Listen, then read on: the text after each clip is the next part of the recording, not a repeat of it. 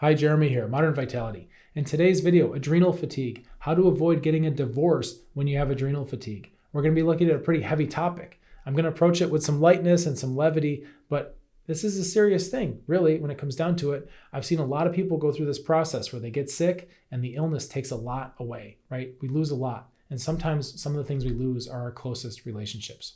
So I'd like to help you prevent that if possible. I'm going to give you some tools and some paradigms and some communication strategies, and we're going to bring up some topics so that you can strengthen your relationship and hopefully not go down that road. All right, let's get started.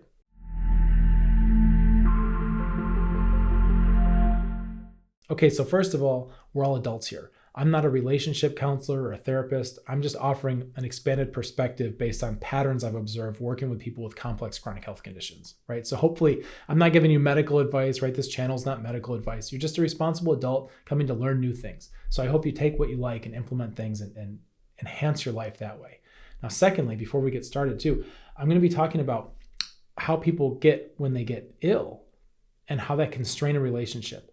You may want to have your spouse, your partner watching this video. Okay, I'm going to be speaking to both of you on this video. So that's important. And the third thing is, what else I've seen is that actually we can start to get problems when people are healing and recovering. And there's a lot that the spouse has to understand to navigate that process too, without getting, it's so crazy. A marriage can survive the illness, but not survive the healing. Right? This is a paradox, but we'll get into that too in this video. I'm going to touch on that as well so that you're equipped with that. So first of all, you got to understand relationships work not because two people are static and a good match for each other, right?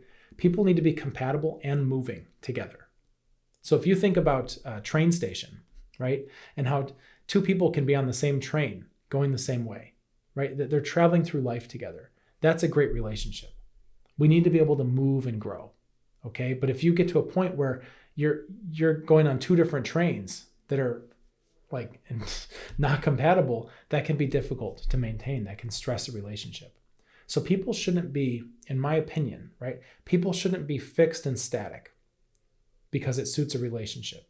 A very dynamic and anti-fragile relationship allows room for growth of both partners. But because you've got strong communication and mutual respect and love for each other, you can handle sometimes that you grow apart a little bit, but it's okay because you know that you've got this glue, this cohesion that will bring you back together, right? That's why one partner can have these hobbies, right, that the other partner is not interested in whatsoever.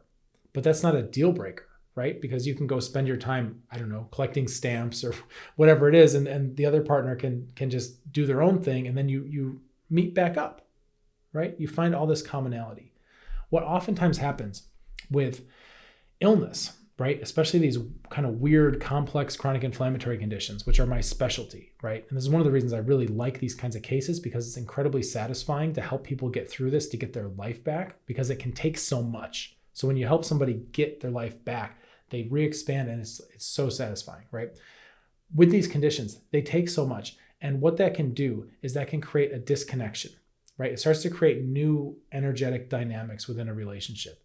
Meaning, somebody may have gotten married, right? Two people get married and they're kind of young and nobody has any health issues. And there's all these expectations about what life's going to be like. Even though when you get married, you say, in sickness and in health, right? But nobody's really thinking about that. Okay, until the reality sets in of what that means. So while you may have a life of adventure planned and your spouse may have this life of adventure planned, and then it turns out that one of you gets a complex chronic inflammatory condition, and that just sucks all the fun basically out of all your plans, right? The person who gets the illness has to deal with the grief and all the other emotions around their shrinking world, right? It's enough in your head. It's a lot to be like, man, I can't go to restaurants, I can't travel, I can't be spontaneous, I can't have fun, I can't dance, I can't eat all these foods, like I can't take care of people like I like to, I can't show up, I can't even do my half of the housework, right? All that stuff is internal. And then you've got the other person now. There's a whole other second factor going on. The other person's watching all that and having an incomplete understanding of what's going on, right? Because we're not in each other's heads. So they may see that and they may see things like, oh, my spouse, my partner, whatever, they don't do the chores anymore, or they're no fun. They don't want to do anything anymore. They don't want to go dancing. They don't want to eat at restaurants. What's going on, right? And now we find these two identity narratives are starting to drift apart, right? Where you want life to be and then where it actually is. And the bigger the disconnection between what we want, right, our desires, and what we actually get, the bigger the gap there, the more the suffering. This is Buddhism 101, right? All suffering is from desire. The more the desire deviates from your current situation, the more suffering you're having. Okay, so that's all the peripheral stuff. I'm not even talking about the actual suffering of brain fog, fatigue, weird pains, insomnia, anxiety, no sex drive, right? Which that's a big one with relationships because, oh man, well, let's just go into that now then while I'm on it. The partner can project on that too. If there's no sex drive, all of a sudden the weird voices come in the partner's head like, oh, maybe they're not interested in me anymore. Maybe I'm unattractive. Maybe they're seeing somebody else, right? All this kind of weird self-talk can start to erupt when really what's going on is the person who has a complex chronic inflammatory condition has no sex drive because all their body's resources are directed towards immune function and not reproduction. Okay, I've got other videos on sex drive and libido that explain this in depth. If you want to go through that, like what are the four states, like how is all this working, right? But in general, that's the deal.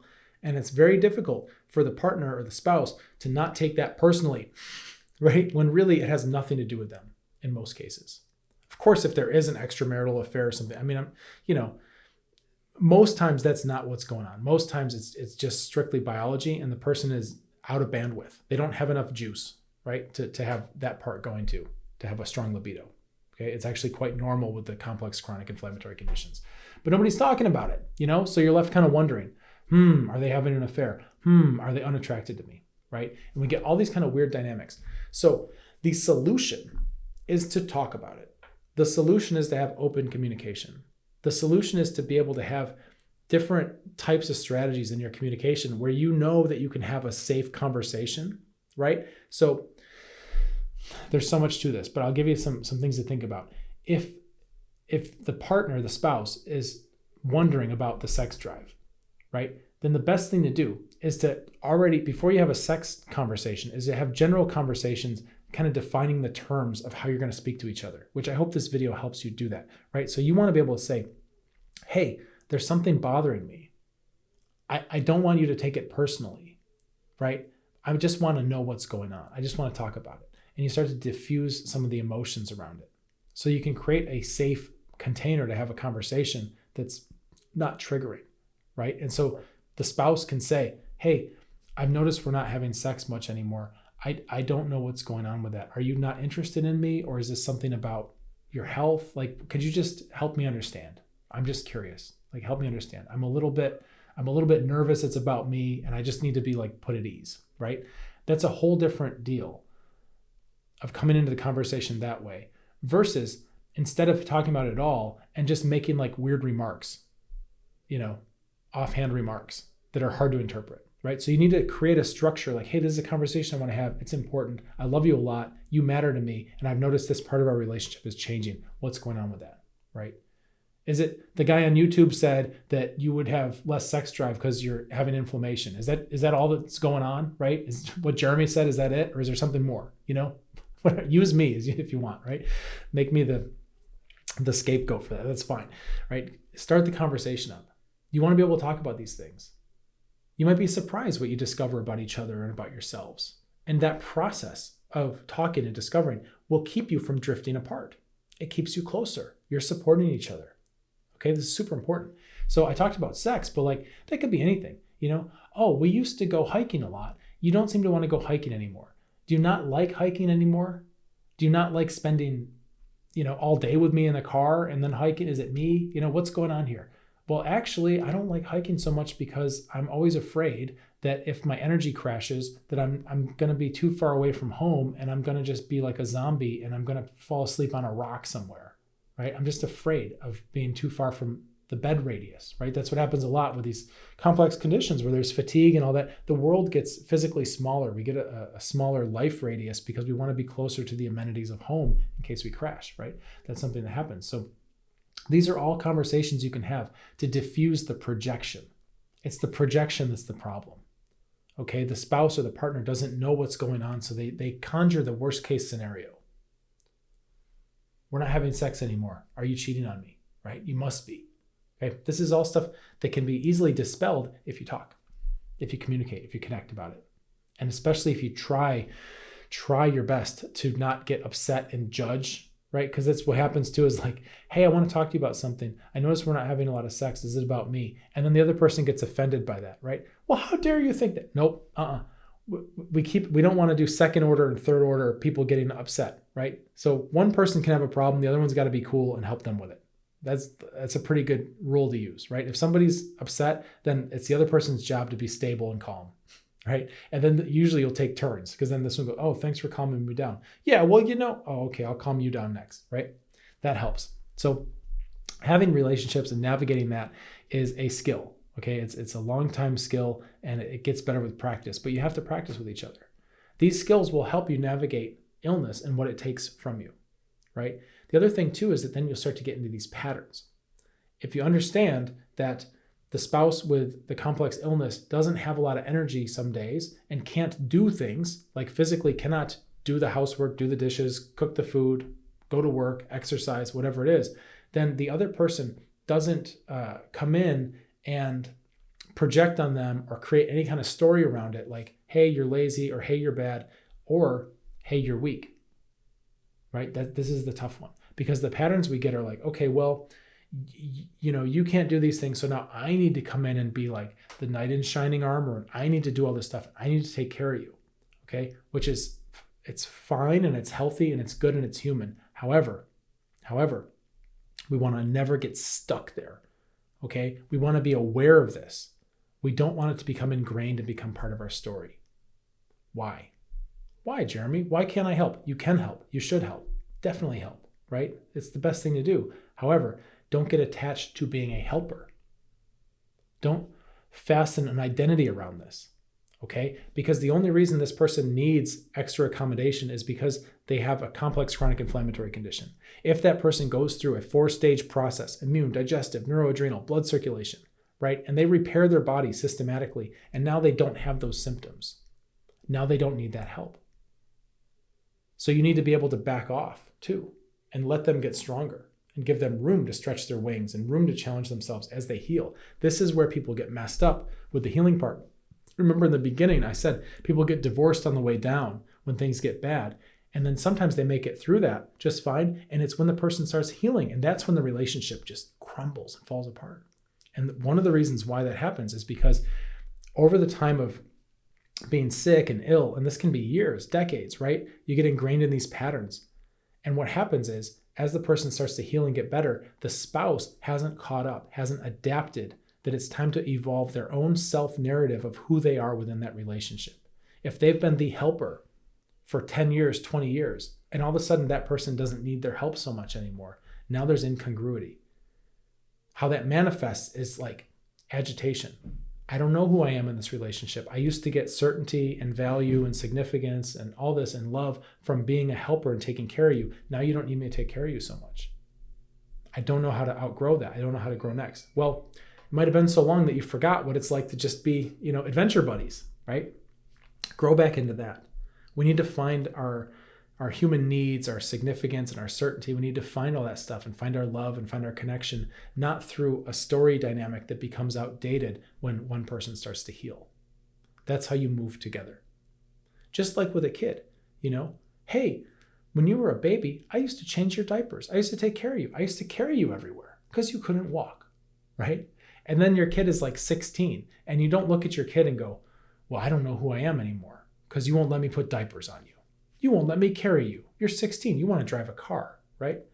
Of course, as a parent, you grow with your child. You update your relationship, right? So you're not always like just rocking your 16-year-old to sleep. Go to sleep now, right? It doesn't work like that. It's crazy to think about that, right? How stunted, how weird of a relationship that would be, right? To keep babying your child who's growing up and getting more powerful and finding themselves, right? But it's the same thing, same energetics. I've got to take care of you. I've got to nurture you. I've got to do this for you because I know you can't, because I know you're weak right now. That's fine when they're weak. But when the people get stronger in your life, you need to let them be stronger. You need to be okay with that. And don't worry about losing your identity, right? Just because you don't bottle feed the baby anymore doesn't mean you're not still a parent, right? And just because you don't do every single thing for your spouse who used to have a complex chronic inflammatory condition doesn't mean that you're not still a caring partner. The identity stuff is really what messes with people's heads. And the most important way to clear this is with communication. And I've given you a lot of things, a lot of words and a lot of tools and a lot of kind of metaphors and things where you can start to have these conversations with each other. Okay, it's important. It's important. And if you have a baseline of caring, respect, sense of humor, compassion, love, like all those things really help to nurture a landscape where you can have these kinds of conversations so that your marriage can survive, right? So that something like a complex chronic illness, which is most people one of their nightmares, right? It's a nightmare scenario and you're living it and you're going to get through it and you're going to be tougher for it and your relationship's going to be stronger for it, right? Wouldn't that be great? Wouldn't that be great if you became closer going through this journey together? It doesn't always happen. It doesn't always work. I've seen a lot of divorces, a lot. Okay. Sometimes it's going to happen. Sometimes it seems like there's nothing we can do. Okay. But for those of you out there who want to try these things, I would suggest, open your mind up and come with the best of intentions, right? And always communicate and try not to project. The projection's a big one. These are the kind of conversations we have in our group too. Modern Vitality Solutions and Support. If you're dealing with a complex chronic inflammatory condition, have a support system, right? Have a spouse, have a partner. It's good to have people in your life that are there on your side. We also have a group of people who are going through exactly what you're going through. And we're international. We got people from all over the world going through the process, right? Working the system, getting their lives back. You can be here over my shoulder in our group. It's a free group. We're off big tech. We've got our own private chat group. We've got a vault full of personalized videos that are interactive you can do so you can figure out where you're at in your healing process and get all your pieces of the puzzle lined up and figure out what your next move should be. We've got a lot of resources, a lot of great people, very positive. Again, it's free. The application link is in the description below this video. If I see your application and you look like a good fit for what we're doing, I'll get you in as soon as I can. I keep the group small and cozy so it does fill up, but hopefully I can get you in within the next monthly cohort. If not, maybe 2 months, something like that. I hope it's not too long of a wait because I know you probably want to get in and get started sooner rather than later. And in the meantime, consider subscribing to this channel, right? Push the button. That teaches the algorithm to show you videos that actually matter to you, like this video, right? That help you get your health back, which is probably one of the most important things you got going on right now. Take care of yourself so that you can really be there for other people fully, okay? It's really important. Hope this video helps you. Let's get you feeling better. Cheers.